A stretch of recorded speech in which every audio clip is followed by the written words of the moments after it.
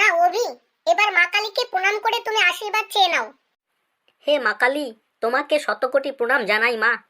একমাত্র তোমার দয়ায় আমার জন্ম চায়নাতে না হয়ে এই বাংলায় হয়েছে, এর জন্য আমি চিরকৃতজ্ঞ থাকবো মা। অনেক অনেক ধন্যবাদ মা কালী, আমি তোমাকে শতকোটি প্রণাম জানাই। কি রে অভি, তুই মা কালীর সামনে বিড়বিড় করে এসব কি বললি? তেমন কিছু না মা, আমার জন্ম চীন দেশে না হয়ে এই বাংলাতে হওয়ার জন্য মা কালীকে ধন্যবাদ জানালাম।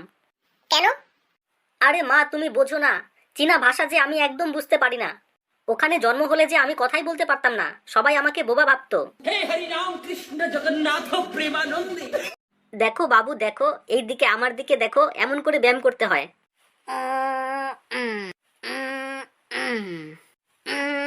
তিন। আচ্ছা বাবা, কাল বুদ্ধি বেশি তোমার না আমার? বুদ্ধি মানে দিমাগ? অবশ্যই আমার। হ্যাঁ, কিভাবে তোমার বুদ্ধি বেশি?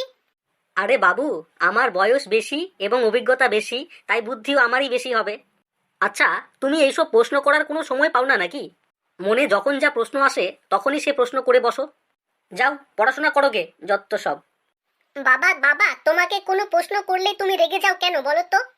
আবার কিছু জিজ্ঞাসা না করলেও বলো আমার নাকি কোনো কৌতূহল নেই এবং আমি কিছু জানতে চেষ্টা করি না।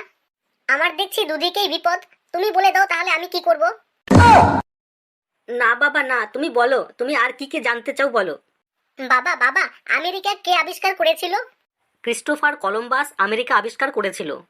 কিন্তু বাবা, তোমার কথা মতো ক্রিস্টোফার কলম্বাসের বুদ্ধি তো কম ছিল, তবে সে আমেরিকা আবিষ্কার করলো কিভাবে? কলম্বাসের বুদ্ধি কম ছিল মানে কি বলতে চাইছো তুমি? মানে খুব সহজ। কলম্বাসের বাবার নিশ্চয়ই বয়স এবং অভিজ্ঞতা বেশি ছিল, তাই তার বুদ্ধিও বেশি ছিল। তবু সে আমেরিকা আবিষ্কার করতে পারলো না কেন? অথচ কম বুদ্ধি থাকা সত্ত্বেও ক্রিস্টোফার কলম্বাস আমেরিকা আবিষ্কার করলেন কিভাবে? হে প্রভু হে হরি রাম কৃষ্ণ জগন্নাথ প্রেম। হ্যাঁ রে বন্ধু, কি খবর, ভালো আছিস তো? হ্যাঁ বন্ধু, খুব ভালো আছি বন্ধু। বলি, সূর্য কি আজকে পশ্চিম দিকে উঠেছে নাকি রে?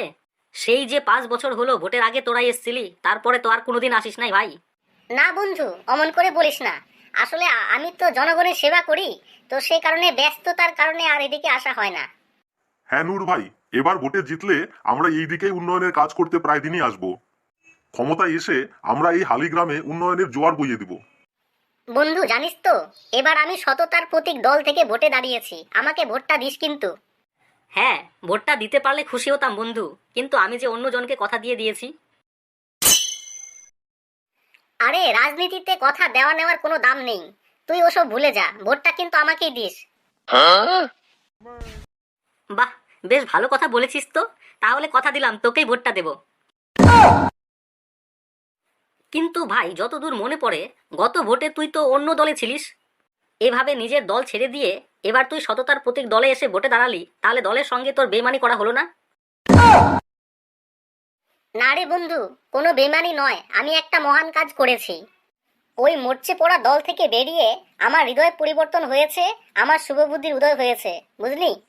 এটা কোনো বেইমানি নয়, এটাকে বলে নবজাগরণ। তুই কিন্তু ভোটটা দিস আমাকে ভাই। হ্যাঁ বন্ধু, আমারও নবজাগরণ হয়েছে, ভোটটা তোকেই দেবো, নিশ্চিন্তে থাক।